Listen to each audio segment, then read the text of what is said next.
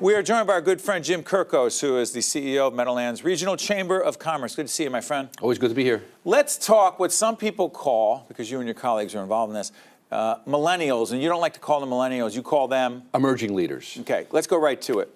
We have a group of talented millennials, young leaders who work with our team, who run so much of what we do every day in our production company.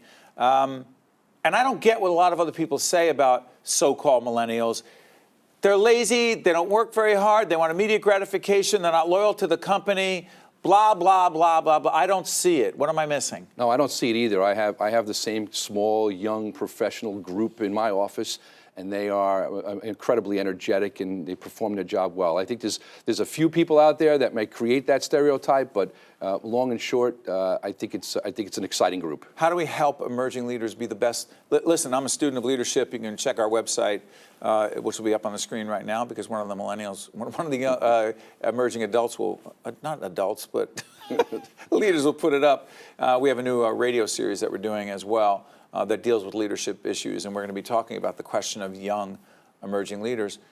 Let me ask you this. What do they need from the rest of us who would not fall into that age category, a little more experienced? Well, that's exactly. I think the word experience is really what they're looking for, and they're hungry for that type of information and that knowledge. Every single time we put a young emerging leader group together, and I try to go there and inspire them to understand what we do as a chamber, I leave inspired. I leave inspired because they have this great energy. They want to do great things in the world. You know, they seem to have a little bit more balance about what's important to them. Whoa, hold on. I've known you long enough. By the way, Jim is one of our board members as well, and we have a cross-promotional relationship with their great publication and their website as well, so check that out as they put it up on the screen. We've had a lot of offline conversations. Are you saying that some of us who are older are a little bit out of balance and work so obsessively that we don't have the work-life balance we should? That's right, and you and I are one of those. I was just going to say that. My team is like, why are you sending this email at 2 in the morning? Yeah, and listen, and that's really why I've become inspired by this group, because you know they'll work very differently. You know, I'm very active in the National Association of Chamber Executives. They did a future study, and that future study said that chambers of commerce in the future, business organizations like ours, we need to be different to attract young entrepreneurs, young business leaders, emerging leaders into our organization, because they're going to network and do business differently. What do they want? Well, listen, it may be a 7-day-a-week operation. Right now, I operate Monday through Friday as an organization. But young emerging leaders, they'll meet on a Saturday. They'll do a meetup on a Saturday afternoon. But they don't want to work 18 hours on Monday and Tuesday. It's not the time. They're not afraid to put the time in. They just don't want to be confined to a 9-to-5 box. So more flexibility? More flexibility. They'll put the time in, and they're working incredible hours. They sure do. Yeah, and they work. They're not afraid to work. They're not afraid to put in that energy.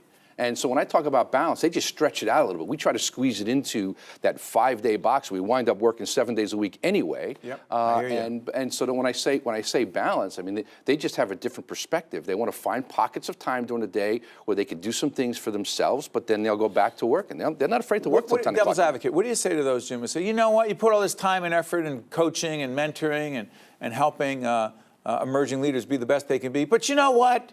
Sooner or later, they're going to leave you anyway, because that's what they do. That's the stereotype. No, but you could say that about anybody today. I have found if you invest the time in those emerging leaders, they will give you back 150%. And I think we just need to have that understanding, and that's what we're trying to do with our millennial issue, our emerging leader issue. How are you connecting emerging leaders to other organizations? So we're bringing them in. We have a very strong nonprofit group within there. So we have 17, 18 not-for-profit charities that are members of our organization. We try to make the connection between business and those not-for-profits.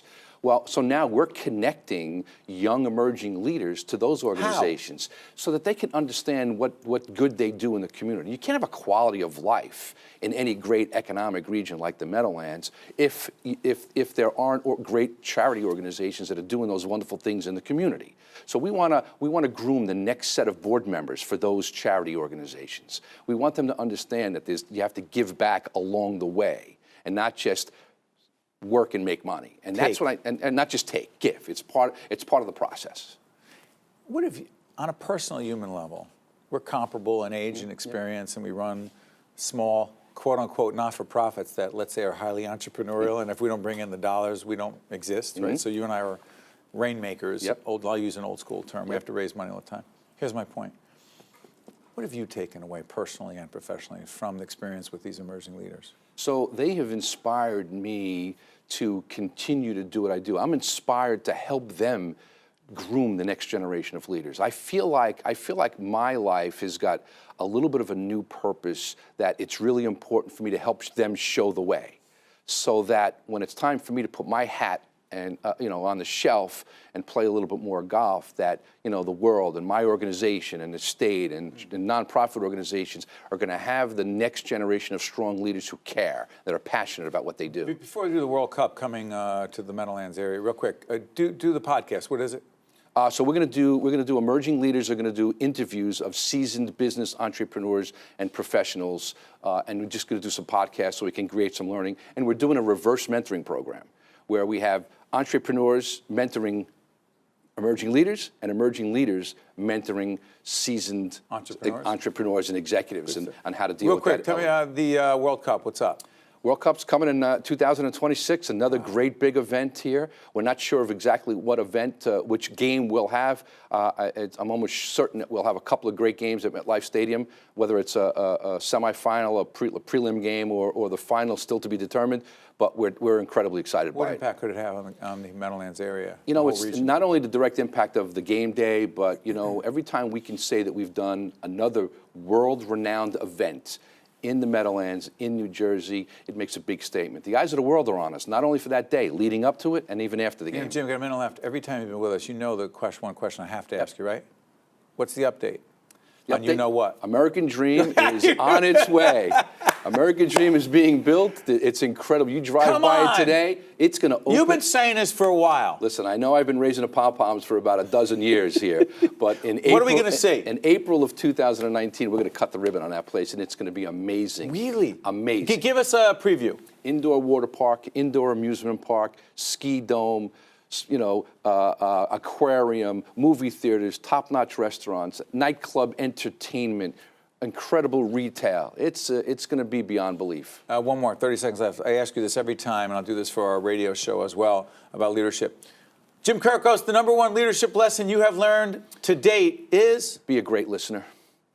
Every time I talk to members of my organization, they have great things to say. I learn every day, even from emerging leaders, as we're talking about. It helps me become a better leader and have greater understanding of my members. Jim Kirkos is a friend. He's a colleague. He runs a terrific organization, the Meadowlands Regional Chamber of Commerce. Jim, thank you for joining us and being a part of the public television conversation, particularly about emerging leaders. Thanks for having me. Okay. My pleasure. Check you out next time, folks.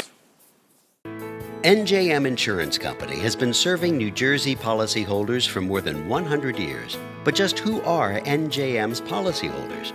They're the men and women who teach our children, the public sector employees who maintain our infrastructure, the workers who craft our manufactured goods, and New Jersey's next generation of leaders, the people who make our state a great place to call home. NJM, we've got New Jersey covered. Also brought to you by Valley Bank and by Johnson & Johnson.